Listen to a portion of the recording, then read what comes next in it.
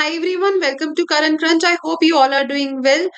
Do watch this video till the end. काफी important video रहने वाली है जिसमें हम डिस्कस करेंगे लास्ट मोमेंट जो रिवीजन स्ट्रैटेजीज आपको इस मंथ यूज करनी है जिससे आपकी जो एफिशिएंसी एंड प्रोडक्टिविटी है वो मैक्सिमम हो जाएगी। फाइन, इस टाइम पे आपको बोर नहीं होना है, लेजी नहीं होना है, क्योंकि यू हैव ओनली 13 पोस्ट जिसमें ओपन मेरिट में सिर्फ 6 पोस्ट हैं।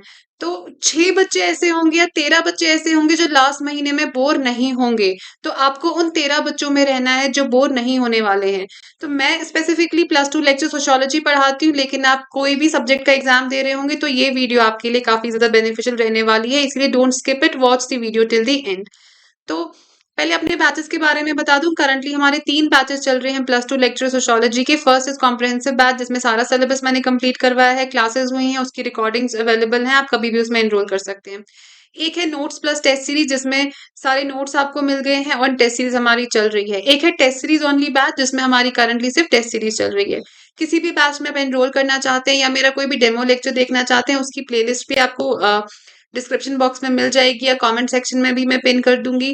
किसी भी बैच में एनरोल करना चाहते हैं तो उसकी लिंक भी डिस्क्रिप्शन बॉक्स में कमेंट्स में आपको पिन की हुई मिल जाएगी।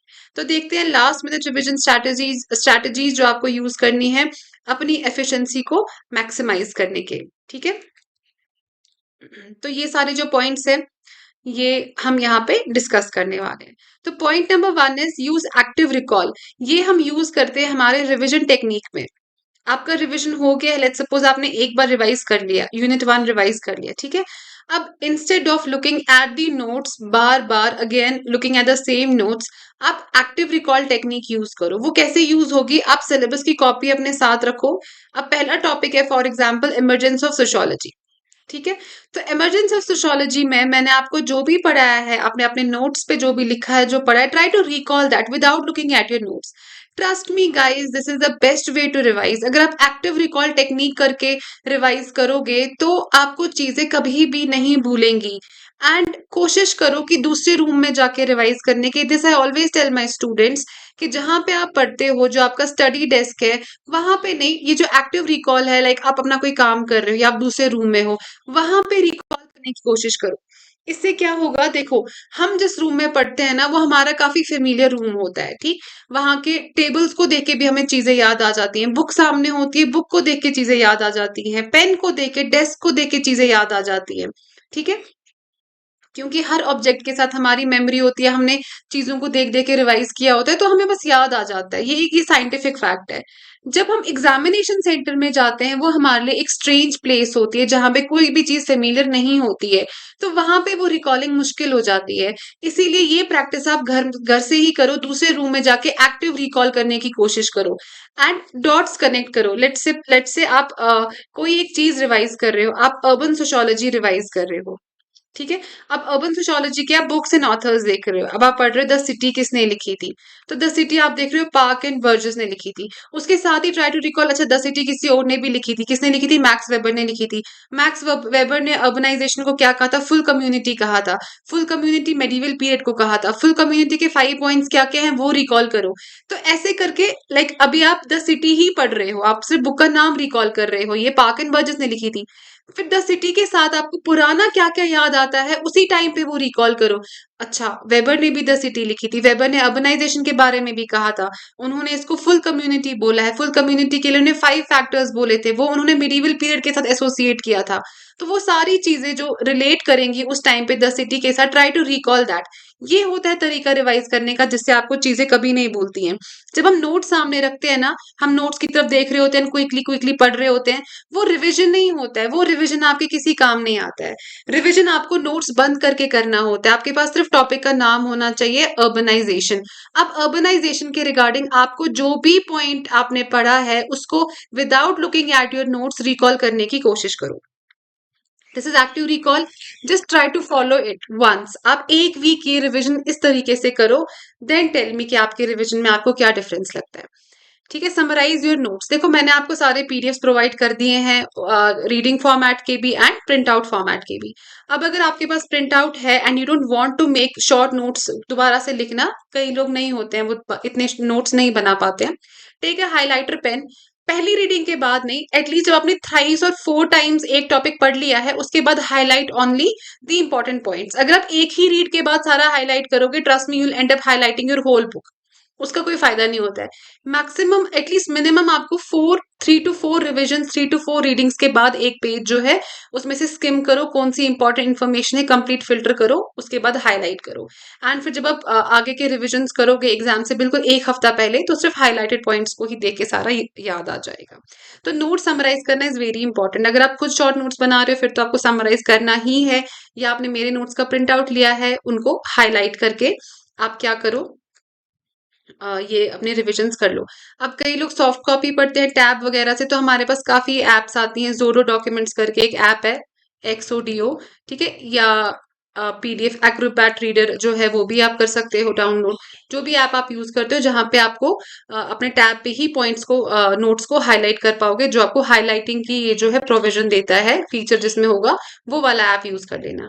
Then time box your revision. कभी भी एक सिटिंग ज्यादा लंबी नहीं करनी चाहिए। लाइक आप आधे घंटे से ज्यादा एक सिटिंग में नहीं बैठो, 25 मिनट्स बैठो, उसके बाद 5 मिनट्स के लिए टेक अ स्ट्रॉल, थोड़ा रिलैक्स हो जाओ। बट रिलैक्स करने का मतलब ये नहीं अपने फोन की तरफ देखोगे। अगर फोन उठा के रिलैक्स करने लगे तो 5 मिनट का 50 मिनट बन जाएंगे, पता ही नहीं चलेगा। ठीक है, आपने पढ़ लिया है, पानी पियो, उठो, चलो थोड़ा रूम में इधर उधर फ्रेश ब्रीदर ले लो, हवा ले लो, एंड उसके बाद come back to revision. And कई लोग चलते चलते रिवाइज करते हैं, that again I found a very effective way of revising. चलते चलते रिवाइज करना एंड खुद को समझाओ। रिविजन करना या पढ़ाई करना बिल्कुल साइलेंस में नहीं करनी चाहिए कि अंदर दिल के अंदर ही पढ़े जा रहे हो, उससे कब नींद आ जाएगी पता ही नहीं चलेगा। रिविजन करो या पढ़ो अज्यूम करके कि आपके सामने स्टूडेंट है, आप स्टूडेंट को समझा रहे हो। ऊंचा ऊंचा बोलो। जब हम बोलते हैं चीजें, वो चीजें हमारे कान में रजिस्टर, हमारे कान में जाती हैं, एयर्स में गई एंड वहां से हमारी ब्रेन में रजिस्टर होती जाती हैं। तो ऊंचा बोलने की कोशिश करो, खुद को समझाओ। The city Park and Burgess ने लिखा है, द सिटी वेबर ने भी लिखा था। वेबर ने अर्बनाइजेशन के बारे में कुछ बोला है। अर्बनाइजेशन, उन्होंने फुल कम्युनिटी बोला, जिसके उन्हें 5 फैक्टर्स बोले। क्या बोले वेबर ने? 5 फीचर्स। फोर्टिफिकेशन होनी चाहिए, मार्केट अपना होना चाहिए, कोर्ट अपना होना चाहिए, it's a form of association, and last one is partial autonomy. ठीक है, पार्शियल ऑटोनॉमी एंड ऑटोसिफिली। ठीक है, ये वेबर ने बोले 5 चीजें जो अर्बन कम्युनिटीज की होनी चाहिए, उनके अकॉर्डिंग मेडिवल टाउन्स की थी। तो ऐसे करके खुद को चीजें समझाओ कि चीजें दिमाग में बैठ जाए, रजिस्टर हो जाए। ठीक, then time box your revision हो गया कि 25 मिनट्स तक यू विल स्टडी, 5 मिनट्स तक टेक ए स्ट्रॉल वगैरह and come back to your place and start revising again. Prioritize practice. देखो एग्जाम से 7 डेज जो लास्ट डेज होंगे उस टाइम पे एमसीक्यूज नहीं करना, उस टाइम पे अपनी फाइनल रिविजन्स करना। लेकिन तब तक एटलीस्ट 4 अक्टूबर तक आप क्या करोगे, एमसीक्यूज प्रैक्टिस करते रहो। एंड ऐसा नहीं करना कि अर्बन सोशियोलॉजी सुबह पढ़ रहे हो एंड साथ साथ में उसके एमसीक्यूज करते जा रहे हो, एक चैप्टर पढ़ रहे हो और उसके एमसीक्यूज कर रहे हो, ये बहुत ही गलत तरीका होता है, इससे it will not help. MCQs करो आप। अगर आपने आज अर्बन सोशियोलॉजी रिवाइज की है, कल अर्बन सोशियोलॉजी के एमसीक्यूज करो विदाउट रिवाइजिंग अगेन। ठीक है, या परसों अर्बन सोशियोलॉजी के एमसीक्यूज करो विदाउट रिवाइजिंग अगेन। अगर आप अभी पढ़ रहे हो, अभी तो आपके दिमाग के बिल्कुल फ्रेश ये सारी चीजें हैं, 2 घंटे के बाद आपको आधी चीजें भूल गई होंगी। जब आप कल की पढ़ी हुई चीज के एमसीक्यूज आज करोगे तो आप एक्टिव रिकॉलिंग कर रहे हो, चीजें बार बार रिकॉल कर रहे हो, वो हेल्प करेगा। एंड एमसीक्यू करके छोड़ नहीं देना है, फिर उसको एनालाइज करना है। मैं इसीलिए स्टूडेंट्स को बोलती हूँ, आप ऐसे नहीं बोलो कि मैम सारे टेस्ट एक ही साथ ही अपलोड कर दो, that is not going to help you. आप दिन में 10 टेस्ट दे रहे हो, दिन में 2 बेशक 3 टेस्ट दे दो, लेकिन फिर एनालाइज करो कि आप किस टाइप की गलती कर रहे हो टेस्ट में। यूजुअली स्टूडेंट्स 2 टाइप की मिस्टेक्स करते हैं, या तो बिल्कुल फैक्चुअल चीज है एंड याद नहीं आ रही है, ठीक है, या तो क्वेश्चन ही समझ नहीं आया, कंसेप्चुअल प्रॉब्लम है, या फैक्चुअल प्रॉब्लम है। फैक्चुअल प्रॉब्लम यूजुअली कब होता है कि आपने पढ़ा है पर आपको उस टाइम पे वो चीज याद नहीं आ रही है, तो इस केस में रिवाइज अगेन। अगर कंसेप्चुअल प्रॉब्लम है कि आपको कॉन्सेप्ट ही नहीं समझ में आया, वो आपको क्वेश्चन देख के लग रहा है कि मुझे समझ ही नहीं आया कि ये क्वेश्चन कैसा है इस टॉपिक में से, दैट मीन्स कंसेप्चुअल इशू है। तो go back to my videos, दोबारा वो वीडियो एक बारी स्पीड वाइज करके देख लो, या go back to your own notes, दोबारा से समझने की कोशिश करो। फिर भी समझ में नहीं आता है, then you know I am here, मुझे व्हाट्सएप कर दो अपना डाउट। ठीक है, तो prioritize your practice. MCQs at least 4 October तक सॉल्व एमसीक्यूज रेगुलरली, उसके बाद जो है फोकस या 5th से 10th तक या 4th से ही 10th तक अपना जो रिविजन है फाइनल वो कर लेना। लास्ट दिन तक एमसीक्यूज करने की जरूरत नहीं है, यू हैव टाइम, अभी 4 अक्टूबर तक कर लो। देन बूस्ट मेमोरी रिटेंशन, वो हम कैसे करते हैं? रातों को नहीं जागना please, black coffee P P के, रेड बुल पी पी के रातों को नहीं जागना। जब तक आप सोओगे नहीं, आपकी जो देखो इन्फॉर्मेशन जो ब्रेन में ना क्लटर हो जाती है, ये हौश पौश तरीके से होती है। जब हम सोते हैं सारी स्ट्रीमलाइन होकर अलग अलग कंपार्टमेंट्स में फिल हो जाती है। सोना इज वेरी इंपॉर्टेंट। रात के 6-7 घंटे, 5-6 घंटे की नींद जो है, 5-6 भी कम हो जाता है, पर चलो इतना में, क्योंकि सब लोगों के पास पूरा दिन नहीं होता पढ़ने के लिए, शादी, बच्चे, जॉब, अलग अलग सरकमस्टेंसेस हैं सबके। तो जो एटलीस्ट दिन में भी पूरा टाइम नहीं लेते हैं, उनको रात को पढ़ना पड़ता है, लेकिन 5-6 घंटे की नींद आप निकालो, बाकी लोग 6-7 घंटे आराम से सो जाओ। नहीं सोओगे, सारा क्लटर्ड रहेगा and this will not help. आप कितना भी पढ़ो, पर आपका दिमाग ही एट पीस नहीं हो, तो एग्जाम में नर्वसनेस एंड एंक्शसनेस जो है वो, एंग्जाइटी जो है वो बढ़ जाती है। Then stay calm and confident. देखो पॉजिटिव एफर्मेशन जो है they are very important. Just tell yourself every day कि I have studied well, I am going to qualify this exam, इंशाल्लाह I have studied well and I am going to qualify this exam. Calm and confident आप meditation से भी रहते हो। This is a very important fact जो आपको, मैं ही नहीं, बड़े बड़े साइंटिस्ट भी बोलते हैं, the importance of meditation in your life. अब वो मेडिटेशन आपके लिए क्या है, that you have to decide. आप पाठ पूजा करते हो, आप योगा करते हो, आप नमाज पढ़ते हो, do that bye all means. Meditation is very important, आपको काम रखता है, कॉन्फिडेंट रखता है एंड आपका कॉन्सेंट्रेशन बढ़ाता है। बेसिकली हम मेडिटेशन में क्या करते हैं, योगा में क्या करते हैं, आप पूजा करते हो, उसमें क्या होता है, या हम नमाज पढ़ते हैं, हम किसी एक स्पेसिफिक चीज की तरफ कॉन्सेंट्रेट कर रहे हैं। तो this is what I suggest, जिसको कॉन्सेंट्रेशन की प्रॉब्लम है, वो थोड़ा बहुत मेडिटेशन करना शुरू कर दे, you will feel the difference. आप किसी एक तरफ कॉन्सेंट्रेट कर रहे हो फुल्ली, तो वो रिफ्लेक्ट करेगा आपकी पढ़ाई में भी। जब कल को आप पढ़ने बैठोगे तो वहां पे भी आपका वो कॉन्सेंट्रेशन जो आपने अचीव की होगी वो हेल्प करेगी। ठीक है, तो stay calm and confident, positive information, remind yourself की you have studied well and आप ये एग्जाम क्वालिफाई करोगे। And final checklist would be, exam से पहले अपना एडमिट कार्ड वगैरह, वो ये सारी जो चीजें हैं वो देख लेना।